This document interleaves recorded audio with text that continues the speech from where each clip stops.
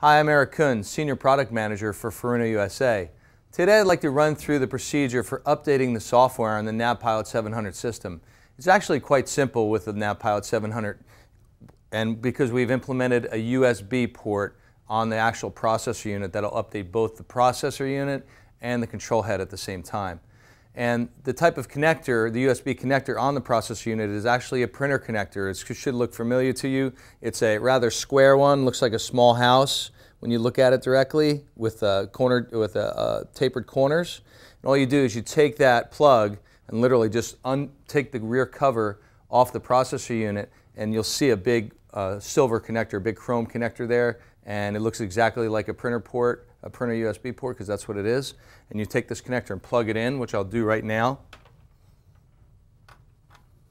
And then I'll take this end of the cable, which is a standard flat USB connector on my PC, and plug that in as well. And what will happen is when I do that, you should see a wizard come up and say new hardware found. And what I've already done is actually loaded the unzipped software update files into an SD card or into your hard drive on the machine, or a USB drive or USB dongle. However you want to get the software into the machine so that we can access it is up to you.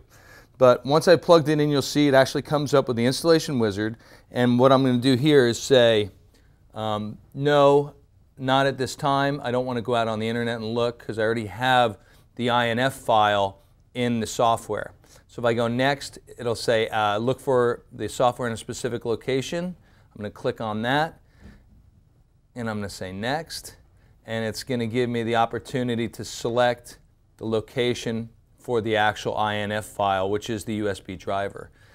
So I'm going to click Browse, and I'm going to go find my SD card where I actually have the software. I'm going to say My Computer, and I'm going to say Secure Digital Device, and NavPilot 700 software, which is the folder I have it in.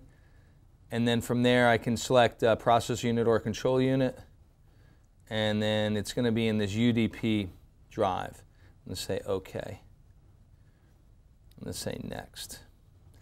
And what it'll say is it'll looking for a NavPilot it'll look for the NavPilot driver. It'll see NavPilot 700. It says this software, the software you're installing for the NavPilot 700, and it's not Windows certified, but it's tested by Furuno and it's ready to go. So just say continue anyway, and it will go ahead and load the driver on either a Windows XP or a Windows 7 computer without any problems. So once I'm done there, it'll say completing the found new hardware wizard, finish. And that's all. That was the process of actually installing the INF USB driver for the NavPilot 700. Once that's done, that driver will be loaded on your PC. You shouldn't have to load the driver anymore. It should automatically recognize the NavPilot 700 processor if you were ever to do another update with this particular PC. Any new PC you use, you're going to have to load the driver for the NavPilot 700. But anyway, once that's done, we can go back in to the actual software folder, and I'm going to go in and update the processor unit first. So when I open up the file for the processor unit, it'll say UDP-B, and there's actually two steps in the processor unit. One is a boot file that you have to update, and the other one is an actual software update.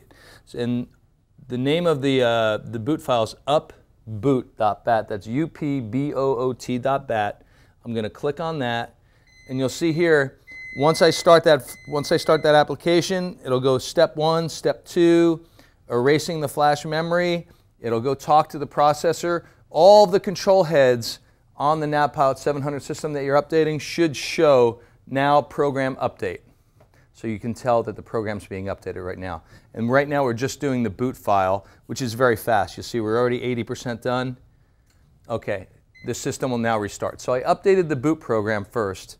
Now the NavPilot 700 will restart after that's done. And now I'm going to actually do the processor unit software. And it's also quite easy. Press any key to continue in that DOS window. Now I'm actually going to go in here, now that it's updated, I'm going to go to up.bat. That's up.bat. Now I'm going to click on that, double click on that. Again, we're going to directly program the processor unit right now. and you'll see the same warning, now program update, on all the control heads in the NavPilot 700 network. And this is a little bit longer process. It's erasing the flash memory, and then it'll start updating. And you can see here, once it starts updating, that little percent completed symbol will start changing right now. So it's 3, 4, 5, 6, 7. The nice thing about using USB for the program update is that it's much, much faster than the old serial update we had for the NavPilot 700 and older products. USB is a much faster way to actually update the system. And when it's done, it'll come to 100%. The NavPilot 700 will shut off and then reboot automatically. It will give me an indication in the DOS window. It'll say update succeeded to let me know that it worked. And then I just click to get out of it. And if I look at my power on self-test, the power on self-test, you can actually see that the software's been updated. And there's one more step. Now that we've done the processor boot file and the processor main program, now we go back and we close out of this window. And I go back and I open up my window for my control heads. And then the control head software is right here.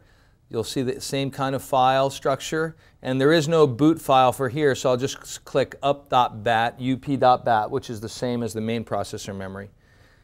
And it'll run through here and it'll say update controller 1.